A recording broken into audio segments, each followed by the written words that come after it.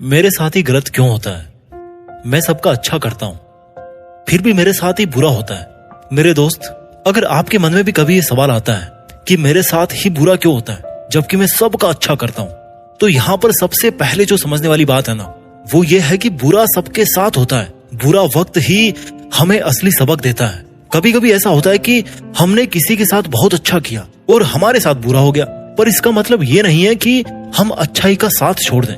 अगर हमने किसी के साथ अच्छा किया है तो हमें उसका फल जरूर मिलेगा वक्त आने के बाद। जिंदगी को एक स्टेज प्ले मान लीजिए और उसमें आप एक किरदार निभा रहे हैं। यहाँ इस किरदार को हर चीज का सामना करना पड़ेगा और इसी से सीखते हुए वो आगे बढ़ता जाएगा। अगर आपको कभी ऐसा लगता है ना कि भगवान ने आपसे कुछ छीन लिया है, तो इस बात की असलियत ये है कि भगवान हमारे हाथ से कुछ अगर छीनता है तो वो तभी छीनता है जब हमारे उन्हीं हाथों में उसको कुछ बेहतर देना होता है। इसलिए बेफिक्र रहो दोस्त, भगवान सेल्फिश नहीं होते, समझदारी से हर चीज सौंपते हैं। जिस तरह बुराई के बिना हमें अच्छाई की कदर नहीं होती, वैसे ही बुरे वक्त के बिना अच्छे वक्त और सुख की कदर नहीं होती। एक चीज तो माननी पड़ेगी यार, everything happens for a reason. Kate Bowler की किताब है everything happens for a reason. इसमें खूब अच्छे से समझाया गया है कि आपके साथ जो कुछ भी होता है उसकी कोई ना कोई वजह जरूर होती है, कुछ भी बिना वजह के नहीं होता। एक एग्जाम्पल से समझते हैं। रामायण में श्री राम को 14 साल का वनवास काटना पड़ा, जिसके लिए वे बिल्कुल भी तैयार नहीं थे, पर उन्होंने खुद को तैयार किया, हिम्मत की और वनवास की ओर अपने कदम बढ़ाए। श्री राम तो भगवान थे। आप देखिए, भगवान होने के बाद भी उन्हें इंसानी रूप में कितनी पीड़ा और दुख सहने पड़े, पर वे हिम्मत से सबसे लड़े थे, क्योंकि वह उनकी मंजिल नहीं थी, मात्र एक सफर था। महाभारत के समय अर्जुन ने श्री कृष्ण से पूछा कि हमारे साथ बुरा क्यों होता है। उनके ये सवाल पूछने पर श्री कृष्ण ने अर्जुन को यह समझाने की कोशिश करी, एक कहानी सुनाई। एक नगर में 2 युवक रहते थे। उनमें से एक आदमी ईमानदार व्यापारी था, जिसने कभी किसी के साथ बुरा नहीं किया और ना कभी गलत काम किया था। हमेशा सच्चाई के मार्ग पर वो चलता था, हमेशा निस्वार्थ भाव से दूसरों की वो मदद करता था। वहीं पर दूसरी ओर एक आदमी दुष्ट प्रवृत्ति का था, जो चोरी चाकरी करता था, लूट से अपना जीवन बिता रहा था। वो हमेशा से ही अधर्म के रास्ते पर चलता आया था। एक बार वो चोर मौका देख करके मंदिर में चोरी करने आया और धन की पोटली चुरा कर पुजारियों की नजरों से बच करके भाग गया। थोड़े समय के बाद वहीं पर वो व्यापारी पूजा करने आया। लोगों ने समझा कि उसी व्यापारी ने धन चुराया है। सबने व्यापारी को खूब खरी खोटी सुनाई, उसका खूब अपमान हुआ।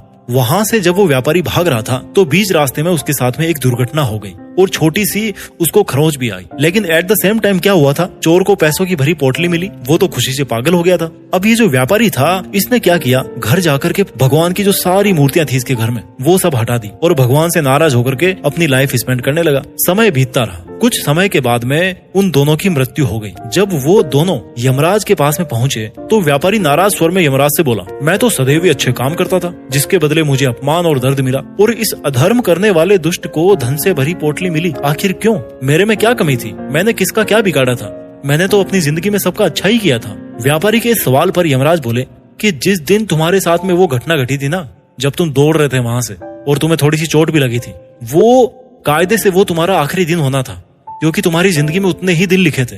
लेकिन तुम्हारे जो अच्छे कर्म थे ना पास्ट के, उनकी वजह से तुम्हारी जो उस दिन की लिखी हुई जो मौत थी, वो केवल एक छोटी सी चोट में बदल के रह गई। और वहीं पर जो ये दुष्ट था ना, इसको अपने जीवन में राजयोग मिलने की संभावना थी, लेकिन इसके बुरे कर्मों के चलते वो जो इतना बड़ा राजयोग था, जो ये राजा बनने वाला था, वो केवल एक छोटी सी धन की पोटली में बदल के रह गया।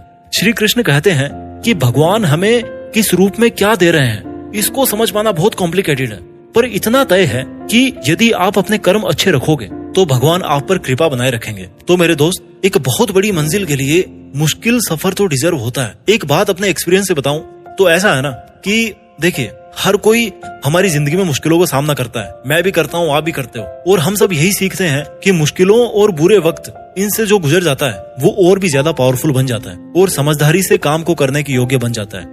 उसके बाद में आती है लॉ ऑफ कर्मा। कर्म का नियम क्या है, उससे आप क्या समझते हो? शायद यही ना कि जैसी करनी वैसी भरनी। कुछ ये भी समझते हैं कि पिछले जन्मों के जो कर्म हमारे साथ में आए हैं, उनका नतीजा हम इस जन्म में भुगतते हैं। देखिए, हो सकता है ये चीजें बहुत जगह लिखी हुई है, सच भी होंगी।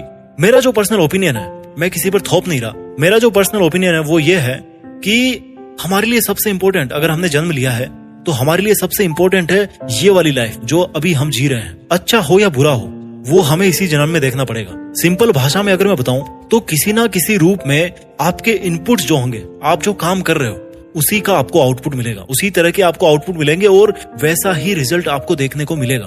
तो ये सोच करके निराश ना होना कि आपके साथ हमेशा बुरा ही क्यों होता है। मेरा जो कंसेप्ट है वो ये है, अगर आज आपके साथ में बुरा हो गया तो कल आपके साथ में अच्छा जरूर होगा। अगर कल आपके साथ में अच्छा हुआ था तो हो सकता है आज आपके साथ में बुरा हो जाए या आगे भी आपके साथ में बुरा हो जाए। ये एक साइकिल है जो चलती रहती है, अच्छा भी होगा और बुरा भी होगा। जिस वक्त आपको ये लगे ना कि आपके साथ कितना बुरा हो रहा है तो ये सोचना शुरू कर दीजिए कि अब तक आपके साथ में ये क्यों हुआ, ये अच्छा क्यों हुआ और ये बुरा क्यों हुआ। जो सब आपके पास में है, जो सब आपके पास में नहीं है, जो आपने फेस नहीं किया, जो और मुश्किल समय हो सकता था, उसके लिए भगवान का शुक्रिया कीजिए। हर सवाल का जवाब होता है, बस बैठो और थोड़ा सोचो, खुद को एनालाइज करो। सेल्फ डिस्कवरी सबसे जरूरी है लाइफ में। सवाल करोगे तो जवाब भी मिलेगा। सवाल करो खुद से कि ऐसा क्यों हुआ, अगर हुआ तो उसका सॉल्यूशन क्या है। अब ये सोचो कि हमारी लाइफ में जो सबसे बड़ा गोल है, जिसके लिए हम जीते हैं, उसके सामने ये परेशानी कितनी बड़ी है।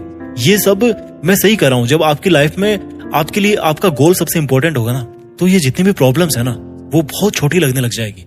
एक बात यार हमेशा याद रखना, कभी भी कोई भी तकलीफ हो, कोई भी मुश्किल हो, कोई भी परेशानी हो, खुद से बस केवल इतना बोलना कि यहीं तक सीमित नहीं रहना है। रात है तो दिन भी है, अंधेरा है तो उजाला भी आएगा। आई होप आपको वीडियो अच्छा लगा हो। अपना ख्याल रखिए और आगे बढ़ते रहिए। Thank you so much.